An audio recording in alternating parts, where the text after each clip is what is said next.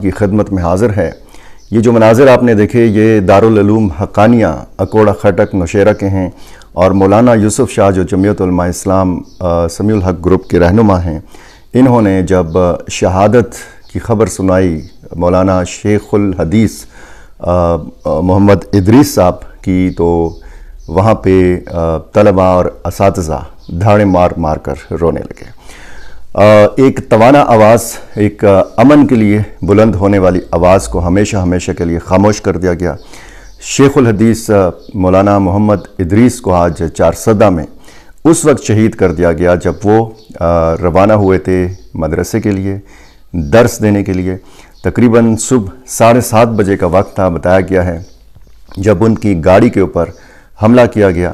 اور ابتدائی اطلاعات تو یہی ہیں کہ 2 موٹر سائیکل سوار آئے، انہوں نے فائرنگ کی۔ شیخ ادریس موقع کے اوپر شہید ہو گئے، اور ان کے جو گارڈز تھے پولیس اہلکار 2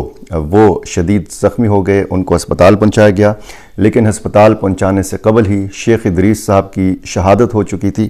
میں نے آج ان کے کردار کے حوالے سے، ان کی جدوجہد کے حوالے سے بات کرنی ہے، اور وہ وجوہات کہ جن کی بنا کے اوپر ہو سکتا ہے کہ شیخ ادریس کو شہید کیا گیا ہو، کیوں ان کو شہید کیا گیا،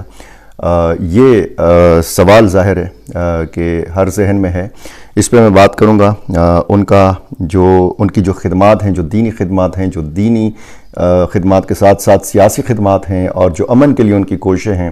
وہ ساری چیزیں میں نے آج کی اس ویڈیو میں آپ کے سامنے رکھنی ہیں۔ ایک تو مذمتی بیانات کا سلسلہ شروع ہو چکا ہے، اور شدید اشتعال پایا جاتا ہے جمعیت علماء اسلام کے کارکنوں میں بھی، مذہبی جتنے بھی طبقات ہیں اور جو سیاسی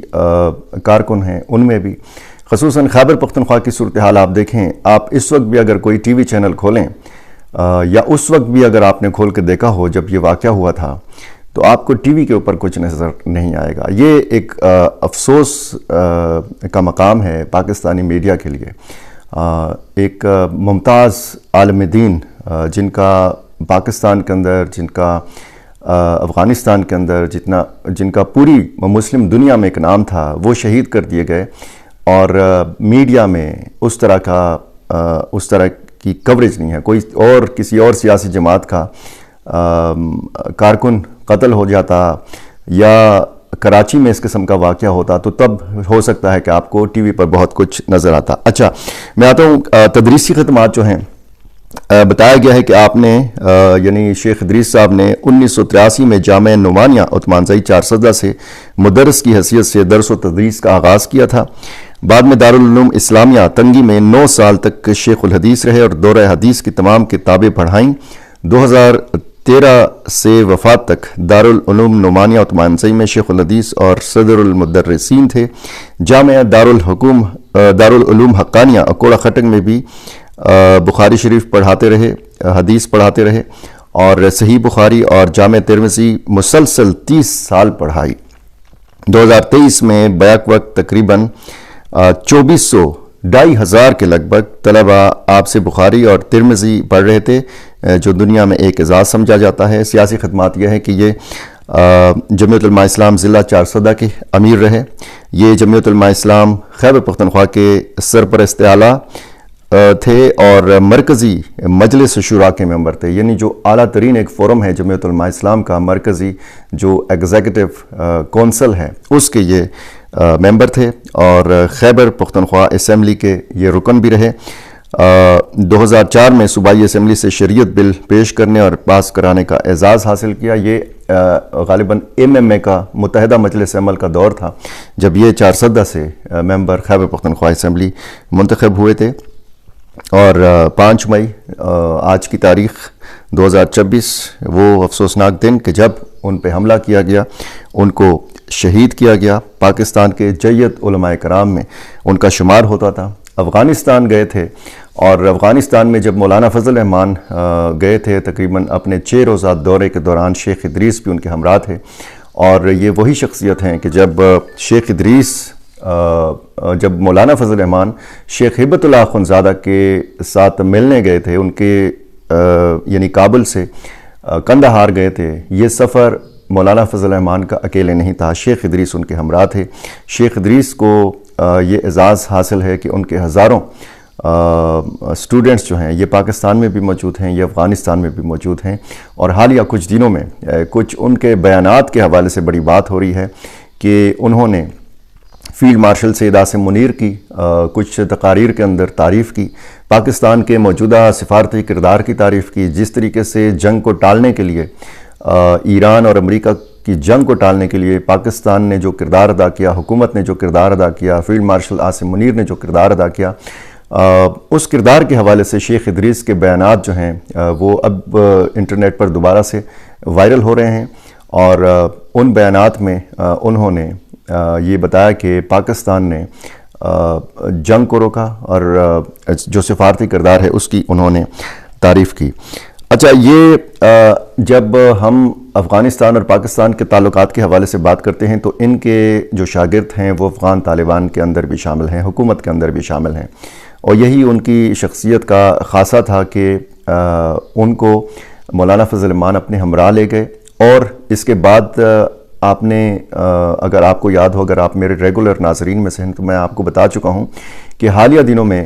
ملا آغا جان معتصم ایک سربراہی کر رہے تھے 11 علماء کرام کی یا 10 علماء کرام کی افغانستان سے، اور اس طرف سے شیخ ادریس صاحب تھے پاکستان کی طرف سے۔ یہ 11 یعنی 22 علماء کرام کا جو ایک پلیٹ فارم بنا تھا، انہوں نے مشترکہ ایک اعلامیہ جاری کیا تھا، اور اس کے بعد پھر ہم نے دیکھا کہ ملا آغا جان معتصم کو افغانستان میں گرفتار کیا گیا قندھار کے اندر، اور بعد میں ان کو رہا بھی کر دیا گیا، اور ادھر پاکستان میں ہم دیکھ رہے ہیں کہ جو شیخ ادریس صاحب ہیں ان کو شہید کر دیا گیا ہے۔ تو یہ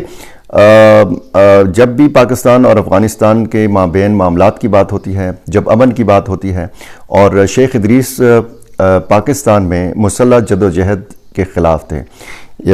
یہ ایک لمبی طویل ایک فہرست ہے علماء کرام کو جس طریقے سے ٹارگٹ کیا جاتا ہے، جیسے شیخ حسن جان شہید، مفتی نظام الدین شامزئی، ڈاکٹر حبیب اللہ مختار، ڈاکٹر عادل خان،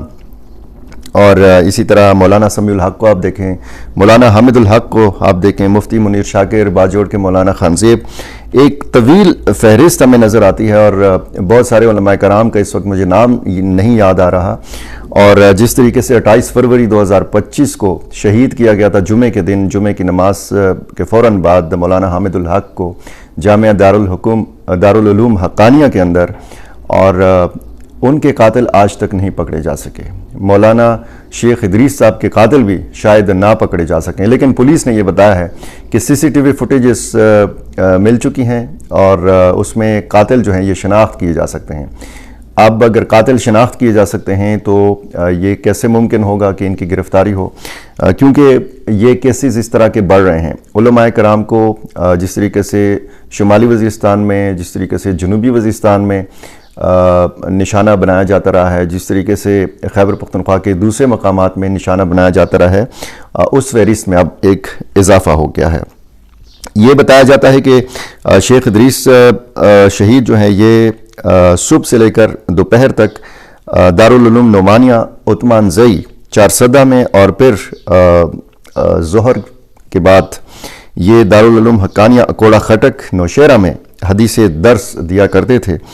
اور یہ عثمان زئی جنازگاہ کے ساتھ جو مین روڈ ہے یہاں پہ 7:30 بجے آج ان کو نشانہ بنایا گیا۔ مولانا فضل الرحمان کا بھی اس حوالے سے بیان آ چکا ہے، انہوں نے ان کی مولانا شیخ ادریس صاحب کی شہادت کی مذمت کی ہے، اظہار افسوس کیا ہے۔ مولانا فضل الرحمان نے کہا ہے کہ شیخ الحدیث مولانا ادریس کی شہادت کی خبر سے دل رنجیدہ ہے۔ مولانا ادریس نے اسلام اور پاکستان کے دفاع کی قیمت چکائی ہے۔ سفید ریش عالم دین کی شہادت قرآن و سنت پاکستان کی بات کرنے والوں پر حملہ ہے۔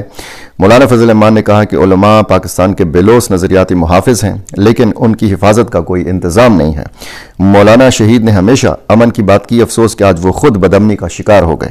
مولانا فضل الرحمان نے کہا کہ مولانا ادریس بلند پایا عالم، نکتہ داں، وائز اور مدبر سیاستدان تھے، معاف کیجیے گا۔ مولانا شہید کی پوری زندگی دین کی اشاعت اور خدمت میں گزری۔